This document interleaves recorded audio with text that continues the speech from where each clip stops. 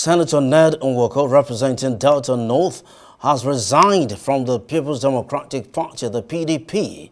In a resignation letter addressed to the party leadership in Anyucha North local government area, the senator expressed dissatisfaction with the current state of the party, citing deep divisions and irreconcilable factions as the primary reasons for his departure. Nwoko has been in the PDP since it was established in 1999. Joining us now to speak on this latest defection of a prominent politician is the Director of Communications Office of Senator Ned Nwoko. Thank you very much indeed for joining us on Daybreak. Thank you so much for having me. It's my pleasure always. You're a known face to the media anyway. Obviously now. Now, when you hear that a politician is changing parties, is defecting, cross-carpeting, if you like, the first thing that comes to mind is, in whose interest? Yes, thank you. I don't like, or especially in this case, that word defecting, we need to look at it closely. Because as a communicator, you have to look at the meaning of the word. Let's start from there. He's not defecting. It's not something that is sudden. It's not usually something that is not preempted by other events, and it's not unexpected. So you can say it is something that is inevitable. So I like to say it is an inevitable departure, parting ways with PDP. That's what happened. So having said that, I want to address your question. You said, in whose interest? Yeah. That's the most important thing.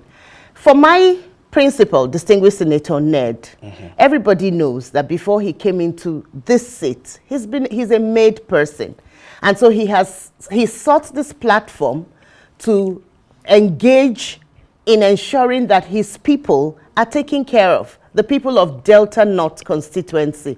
And so from day one, everything that he has sought to do has been in the interest of the people of Delta North senatorial zone.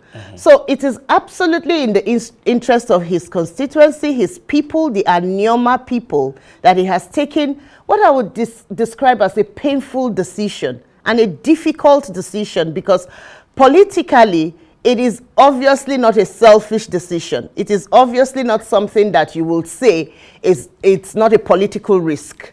So he stepped out very boldly because he is absolutely in politics, because he wants the interests of the people of Delta North.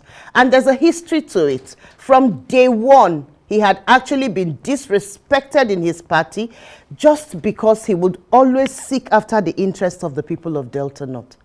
And he always asks the pertinent question, I thought we're here to ensure that we represent the interests of our people.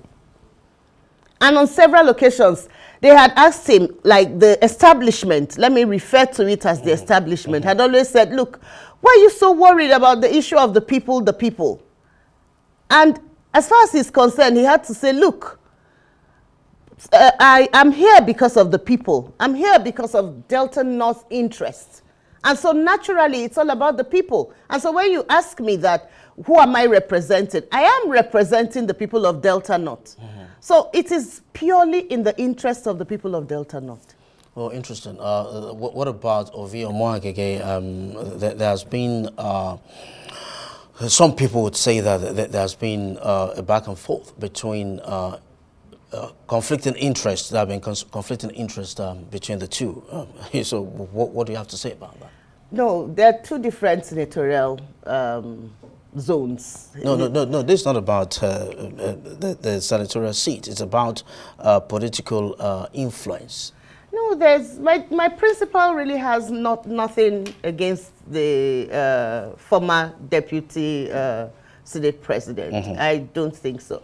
He's in APC. My principal was in PDP, and now my principal is joining APC because he is joining APC in the interests of the senatorial zone to ensure that all of the interests of our people that is on the table, especially the creation of a Nyoma state, you know, come to life, because he went around the constituency when he was campaigning with the state governor. After he had won his own election, and he said to the people, please vote in the governor, because I will need the governor so that all the promises I made will be fulfilled. Unfortunately, if you look at the appropriation bill of 2025, the Delta State appropriation bill of 2025, it was very, very embarrassing blow to the people of Delta North. And it showed the fact that you can take out personal vendetta on a group of people. For me, it's just an ego trip when you compare the ratio of the funds allocated to other senatorial zones and what is given to Delta North. You have about 200 billion being spent in other senatorial zones. And what do you have in Delta North? The appropriation bill is an open document for all to see. And this is in the midst of the distinguished senator consistently going to the governor. He had meetings with him in his home in Abuja. He had meetings with him in the governor's lodge. He had meetings with him in Asaba government house. And on every occasion, he also had meetings. They had a caucus, Delta North caucus meeting.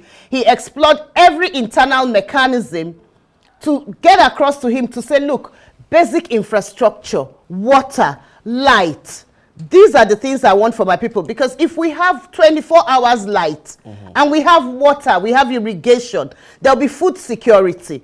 And we will change the trajectory of the people. And there'll be development. He looks at development from a holistic point of view. But unfortunately, he was always rebuffed with the fact that we are paying loans. And it's embarrassing for us to have somebody who is a self-styled spokesperson of the establishment coming out to say that the distinguished senator misrepresented the party, you know, and made a fatal mistake. And some conversation out there that is, you know, reflective of ignorance. Because democracy is about the strength of the institutions we build. Right. Yeah. First, I'm a politician, and I'm also a stakeholder. If we don't build the democratic institutions, we have nothing to show for our years of democracy. You spoke about looking at things holistically. Now, still talking about looking at this matter holistically, how do you and your principal hope to manage the situation if that seat, the senatorial seat, is declared vacant in this case? It's my principal is a lawyer, and that is why it has taken him this long to take the right steps to explore all the possibilities within his reach of resolving the matters on the table, coming to the public domain, being forced to even come to the public domain to actually make it public, to say, okay, if I have said it in-house and you say you have not heard it, here I am, I'm making a case for my people. And he's explored all the internal mechanisms. And the laws are clear. If you have factionalization or a merger in your party, even that's for our constitution, you don't pay no penalties for leaving the party. In fact, the Electoral Act of 2022 encourages a departure from the party if you have a crisis within the party that makes governance impossible. So for what reason will you sit back in the party because you want to be cozy with the establishment and then smile to the bank for your personal interest? And who suffers? Your constituency suffers. And then you enjoy home as a good party man, because what was expected of him is for him to be a good party man. Okay, as we wrap this up here, there's this question that we'd like to ask for the records. Okay, I wish it was him, your principal, we had here having this conversation with him. But then, can you speak for him that a day will not come that it will return to the PDP? My principal didn't take this decision for desperate reasons. He took this decision for very specific reasons. He had a lot of options. And he had a lot of proposals on the table. He had the option of joining other political parties. But you see, at the national level here, he has checked and tested the system at the national level. And he has decided to join the president in the interest of his people. That's not a personal choice. and it's about what he wants to achieve for his people. Why is he joining the APC? He has been championing and advocating for a Neoma state, and that is the most, that's one of the biggest reasons for which he's been hauled all kinds of insults, you know, because he wants his people to be free, have better representation.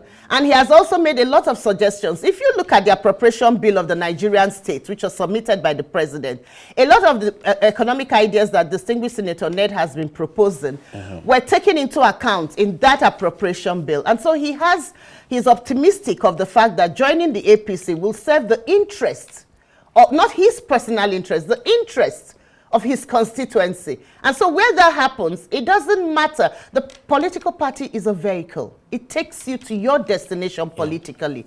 And politics is about who gets what, when, and where. So and this is about what we are getting in Delta North. I'm a stakeholder myself. Where's his destination? His destination is to work with the president on the platform of the APC. In what capacity? He's a senator of the Federal Republic of Nigeria first, representing Delta North. Thank you very much indeed, Gloria Okolugbo, spokesperson of Ned Nwoko. We can only wish you and your principal all the best.